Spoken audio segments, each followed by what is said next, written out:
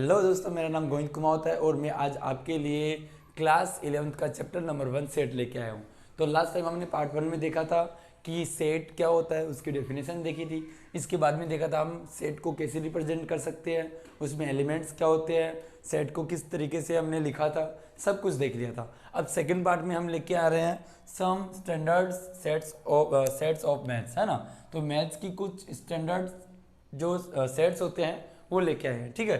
तो यहाँ पे आप फर्स्ट देख रहे होगे, फर्स्ट मैंने यहाँ पे लिखा है एन करके, ठीक है। तो यहाँ पे मैंने लिखा है एन इज इक्वल टू लिखा है the set of all natural number, ठीक है। तो एन क्या रिप्रेजेंट कर रहा है, एन आपका नेचुरल नंबर को रिप्रेजेंट कर रहा है, ठीक है। तो अब देखो इसको आप सेट की फॉर्म में कैसे लिखोगे, इसको लिखोगे N is equal to this, ठीक है। तो एन इज इक्वल टू ये आपके नेचुरल नंबर्स हो गए 1 से 1 2 3 4 5 एंड डेस दैट मींस क्या हो गया इन्फिनिटी तक, ठीक है। और मैंने लास्ट टाइम बताया था कि जब भी आप अगर सेट को रिप्रेजेंट कर रहे हो तो आपको कैपिटल लेटर से रिप्रेजेंट करना है। तो हमने यहाँ पे कैपिटल लेटर यूज किया, ठीक है। और इसके बाद में ये जो एलिमेंट्स है, इन सब एलिमेंट्स को हमने किस में राइट डाउन किया है, वो हमने कर्ली ब्रैकेट में लिखा है। और वो हमने लास्ट वीडियो में देखा था कि कर्ली ब्रैकेट में आपको इन सब एलिमेंट्स को लिखना है, ठीक है। अब सेकंड देखेंगे हम जेड, ठीक है। जेड दैट मीन्स क्या हो गया, the set of the all integers, ठीक है। तो जितने भी इंटीजर्स नंबर हो गए उन सबके कलेक्शन को हम क्या बोलेंगे, उन सबके कलेक्शन को हम बोलेंगे जेड से, दैट मीन्स इंटीजर्स, ठीक है। तो हमने जेड से रिप्रेजेंट किया है यहाँ पे। सो जेड इज इक्वल टू ये हमारे हो गए नेगेटिव नंबर और ये हमारे हो गए वोल नंबर। तो नेगेटिव और वोल नंबर इन दोनों के कलेक्शन को क्या बोलते हैं, ओके, इंटीजर्स नंबर बोलते हैं। तो ये हमने जेड से इसको रिप्रेजेंट कर दिया, ठीक है। इसके बाद में हम देखेंगे क्यू, ओके। क्यू से किसको रिप्रेजेंट करेंगे, तो यहाँ पे बताया कि the set of the all rational number, यानी कोई भी रैशनल नंबर ले लो, ठीक है। अगर आपको क्वेश्चन में कुछ रैशनल नंबर दे रखा है 3 2 4 5 6 जो भी, तो आप उसको किस टाइप से रिप्रेजेंट करोगे, उसको आप क्यू लिख के रिप्रेजेंट करोगे। पहले आपको क्यू लिखना पड़ेगा, क्यू इज इक्वल टू, और उसके बाद में आपको कर्ली ब्रैकेट में आपको वो सब नंबर्स लिखने पड़ेंगे, ठीक है। तो ये आपका क्या हो गया, ये हो गया आपका set of the rational number. इसके बाद में हम आर से देखेंगे। तो आर किस चीज को रिप्रेजेंट करता है, देखो बेटा, आर यहाँ पे रिप्रेजेंट कर रहा है the set of the real number, ठीक है। अब रियल नंबर हमने देखा था, आपने रीड भी किया होगा 10th में जो फर्स्ट चैप्टर है वो रियल नंबर ही है, ओके। तो उसमें लिखा था रियल नंबर क्या होता है, वो होता है collection of the rational number और इरेशनल नंबर। तो ये आप इसको रिप्रेजेंट कर दोगे आर से, ठीक है। तो आर से यहाँ पे रिप्रेजेंट कर सकते हो, और आप यहाँ पे जो भी आपके रैशनल नंबर और इरेशनल नंबर दोनों नंबर वो सब ले सकते हो। फॉर एग्जाम्पल मैं यहाँ पे आपको बता देता हूँ, जैसे 1/2 ले लिया, √2 ले लिया, √5 ले लिया, इसके बाद में 3/8 ले लिया। तो इस तरीके से आप ले सकते हो, ठीक है। नेक्स्ट आ गया हमारा जेड स्टार, क्या हो गया जेड स्टार। देखो जेड से हमने क्या रिप्रेजेंट किया था, इंटीजर्स, ऑल इंटीजर्स नंबर, ठीक है। बट अगर आपको जेड स्टार दे रखा है तो आपको खुद को समझ जाना है कि it is the set of the positive integers number. जैसे यहाँ पे ये इंटीजर्स नंबर है, बट पॉजिटिव इंटीजर्स नंबर कौन से हो गए, ये वाले, ठीक है, जो पॉजिटिव है, जो नेगेटिव है वो नहीं लेना। तो जेड का मतलब क्या हो गया, जेड स्टार का मतलब हो गया पॉजिटिव इंटीजर्स नंबर आपको यहाँ पे लेना है, ठीक है। अब इसके बाद में आ गया आपका क्यू स्टार, ठीक है। क्यू भी हमने देखा, क्यू पर क्या था, हमने रेशनल नंबर लिया था, ठीक है। तो यहाँ पे क्यू स्टार क्या हो गया आपका, the set of the positive rational number. अगर कोई भी आपका रेशनल नंबर है और वो पॉजिटिव है, ठीक है, तो इसका मीन्स वो क्या हो गया आपका क्यू स्टार हो गया, क्या हो गया क्यू स्टार हो गया, ठीक है। अब आर स्टार दैट मीन्स क्या हो गया, आर स्टार का मतलब हो गया the set of the positive real number. जैसे अभी मैंने रियल नंबर आपको यहाँ पे बताया था, यहाँ पे आप नेगेटिव नंबर भी ले सकते थे, ठीक है।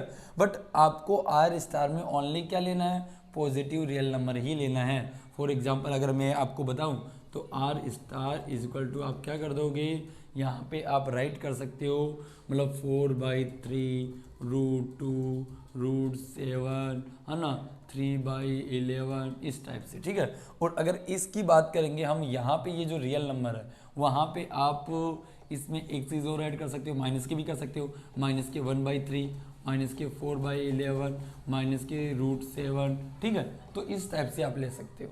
तो ये आ गया आपके ऑल रियल नंबर, ठीक है। और यहाँ पे आपके क्या आएंगे, ओनली पॉजिटिव, जैसे मैंने आपको यहाँ पे लिख के बताया, ऐसे ही इसके अंदर, ठीक है। अब इसके बाद में आ गया W for you know, okay. W का मतलब आपको पता है क्या होता है, W का मतलब होता है वोल नंबर। तो यहाँ पे हमने क्या लिखा, W इज इक्वल टू क्या लिखा है, set of the whole number, यानी जो वोल नंबर होता है उनके सेट को बोलते हैं हम W से रिप्रेजेंट करते हैं, ठीक है। तो यहाँ पे हमने बताया भी है, तो W इजिकल टू क्या हो गया, W इजिकल टू 0 1 2 3 4 करके वो हमने रिप्रेजेंट कर दिया, ठीक है। अब इसके बाद में एक और आता है हमारा, ठीक है, T। क्या होता है, T। तो T क्या होता है, वो होता है हमारा इरेशनल नंबर। कौन से हो गए, इरेशनल नंबर। जैसे आपने यहाँ पे इरेशनल नंबर लिखा √2 √7, तो अगर आप T से रिप्रेजेंट कर रहे हो और आपको क्वेश्चन में दे रखा है कि कोई इरेशनल नंबर है, तो वो आपको दे दिया √5 दे दिया, √7 दे दिया, √3 दे दिया, तो इस टाइप से आपको इरेशनल नंबर दे देगा, ठीक है। पाई भी ऐड कर लो भाई, है ना, तो पाई भी आ सकता है। तो ये सब आपकी क्या हो गए, इरेशनल नंबर हो गए, ठीक है। तो ये अगर आपको याद रहेंगे कि एन मतलब एन दैट मीन्स क्या होता है, Z Q R Z star Q star R star W N T, तो आप क्वेश्चन को इजीली सोल्व कर पाओगे, ठीक है। अब नेक्स्ट देखो,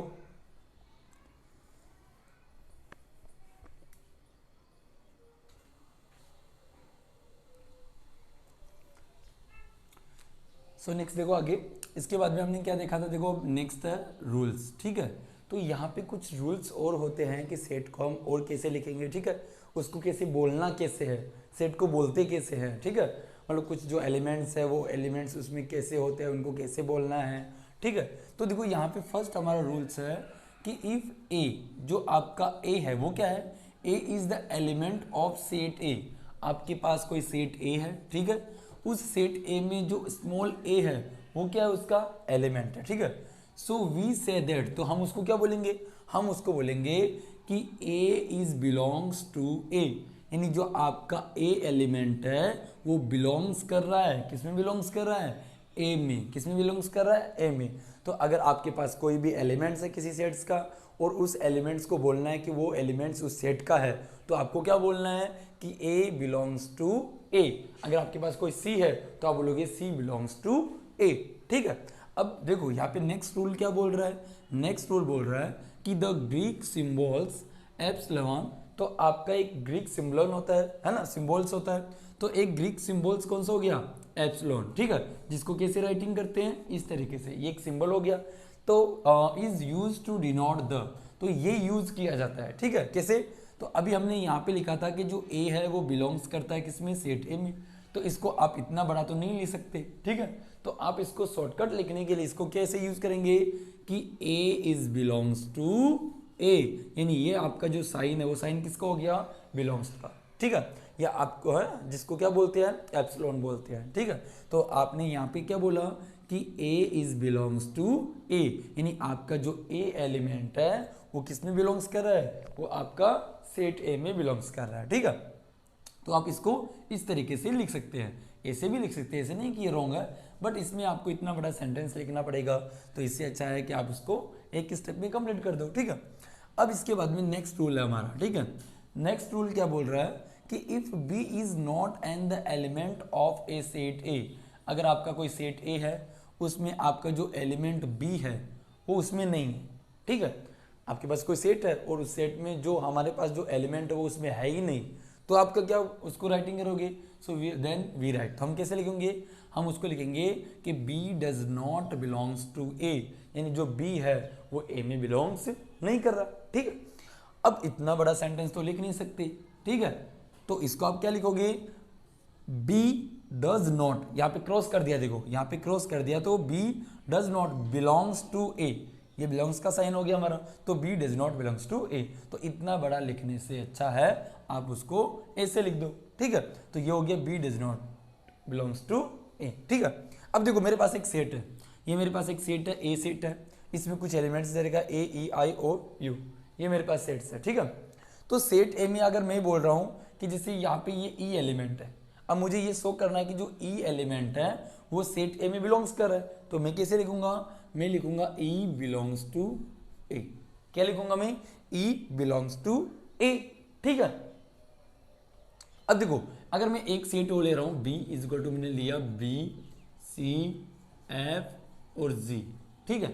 अगर मैं इस सी की बात कर रहा हूं, ये सी इसमें तो नहीं है, ठीक है, यानी सेट ए में सी हमारा नहीं है, तो मैं क्या लिखूंगा कि जो सी है वो ए में नहीं है, तो क्या लिखेंगे, सी does not belongs to A, यानी जो हमारा सी एलिमेंट है वो ए में है ही नहीं, चेक करो है इसमें नहीं है, तो C element does not belongs to A, यानी सी एलिमेंट है वो ए में नहीं है, तो फिर कहाँ पे है, वो है हमारा बी में। तो आप इस चीज़ को ऐसे लिख सकते हो कि जो सी है वो बिलोंग्स कर रहा है आपका बी में, ठीक है। अगर जिसमें वो एलिमेंट नहीं होता तो हम लिखेंगे सी does not belongs to A, ठीक है। अगर उसके अंदर होता है तो आप लिखो ई बिलोंग्स टू ई, ठीक है। तो इस तरीके से लिख सकते हैं। तो आज के लिए हम इतना ही रखते हैं, इसके बाद में नेक्स्ट वीडियो में हम कुछ अलग लेके आएंगे, ठीक है। ओके दोस्तों, अगर जिसको भी हमारा वीडियो पसंद आया वो प्लीज़ हमारे वीडियो को लाइक करो और हमारे चैनल को सब्सक्राइब करो, ठीक।